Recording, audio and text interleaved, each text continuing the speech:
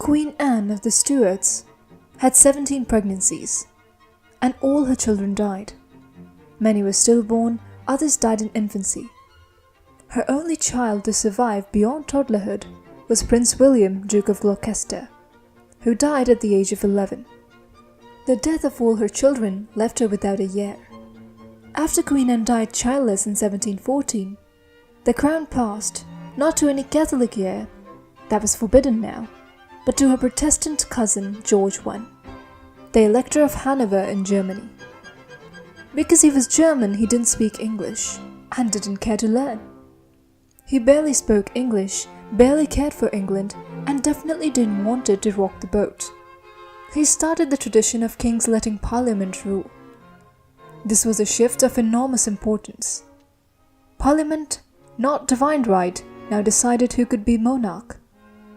The age of absolute monarchy was over, and the age of constitutional monarchy and cabinet politics began with the Georgian age.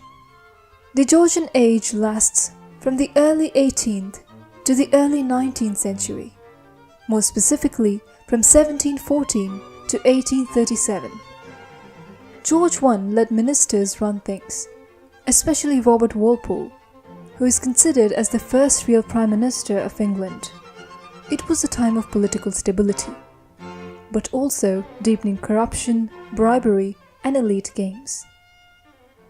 To this situation, writers responded with satire and public moral commentary. Writers like Alexander Pope and Jonathan Swift began by publishing mock epics, satires, and pamphlets. Soon after, his son George II took over. He was more engaged than his father, but still left power to the Parliament. Britain was growing richer, trading, colonizing, and expanding. And literature was beginning to explore the costs of the empire, individual identity, and social mobility. The middle class was rising, and coffee houses buzzed with ideas, debates, pamphlets, and poems. Satires continued. Periodicals boomed, like The Spectator by Addison and Steele. Novels began to emerge, now entering the age of Richardson, Fielding, and Defoe. George III tried to be a moral, hands-on king, and therefore came to be known as Farmer George. But his reign was stormy. Britain fought the American Revolution and wars with France and Napoleon. He also suffered from bouts of mental illness, which made governance unstable in his later years. This was when satire became more muted, and sentimentalism and romanticism started rising. This was the period of Lawrence Sterne, writing Tristram Shandy. William Blake and Wordsworth and Coleridge emerged at the very end of George III's reign with lyrical ballads, written in 1798. The world was changing. Wars, revolutions, and industrialism made literature more emotional, spiritual, and democratic. While his father declined mentally, George IV was already acting king.